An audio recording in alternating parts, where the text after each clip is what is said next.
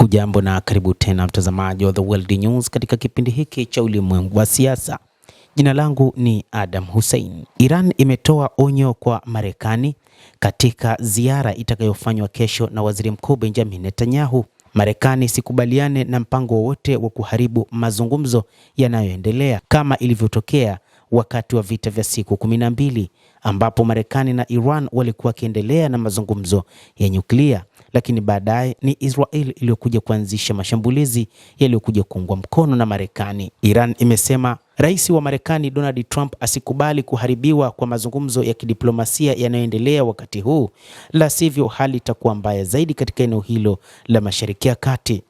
Iran imeonya juu ya ushawishi wa Israel ambayo wameita ni Israel yenye uharibifu katika diplomasia, huku Netanyahu akielekea Marekani siku ya kesho. Waziri Mkuu Benjamin Netanyahu atafanya ziara hiyo kuelekea Washington kwa ajili ya mazungumzo yanayotarajiwa kulenga mazungumzo ya Amerika na Teheran. Tunayezungumza naye ni Amerika. Ni juu ya Amerika kuamua kuchukua hatua bila mashinikizo na ushawishi haribifu ambao ni hatari kwa eneo, anasema msemaji wa Wizara ya Mambo ya Nje ya Iran, Esmail Baghei, katika mkutano na waandishi wa habari wa kila wiki. Msemaji huyo amekumbusha katika vita vya siku 12 vya mwezi Juni mwaka 2025 kwamba wakati Marekani na Iran zikiwa katika mazungumzo, ni Israel iliyokuja kuingilia kati na kusema kwamba inaanzisha operesheni ya kuharibu mpango wa nyuklia wa Iran.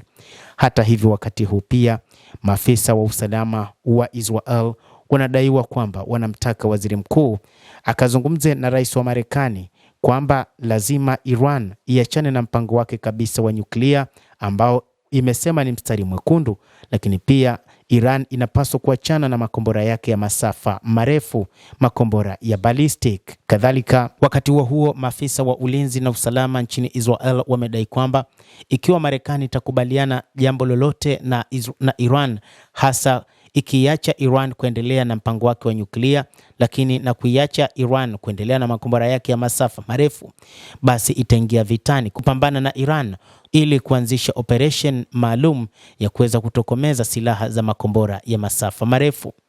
Hata hivyo, katika kipindi hiki ambacho Marekani ilitangaza kuingia vitani dhidi ya Iran, ni Israel ambayo ilisema haikujipanga kwa ajili ya mapambano wakati huu, huku ikieleza zaidi kwamba mfumo wake ulinzi wa anga haupo sawa kutokana na namna vita vya siku 12 vilivyoleta athari.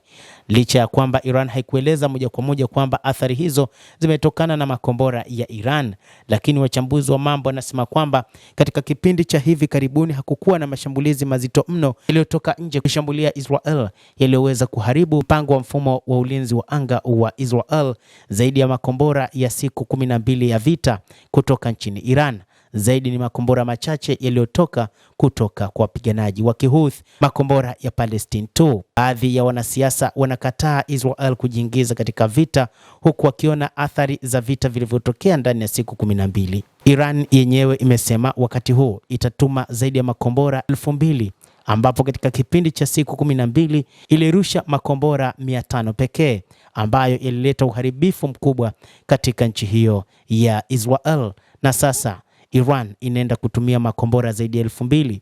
Ikumbukwe Iran ni moja kati ya mataifa ambayo yapo katika hali nzuri ya masuala ya ugunduzi wa teknolojia pamoja na sayansi, na hivyo uwepo wa wanasayansi waliobobea katika utengenezaji wa makombora unatoa tishio la moja kwa moja kwa Israel, ambayo inaiona Iran kuwa kama itaanzisha vita basi itaweza kuishinda mara moja na kwa muda mfupi Israel, na hii ni fedheha ambayo Wayahudi hawataki kubaliana nayo.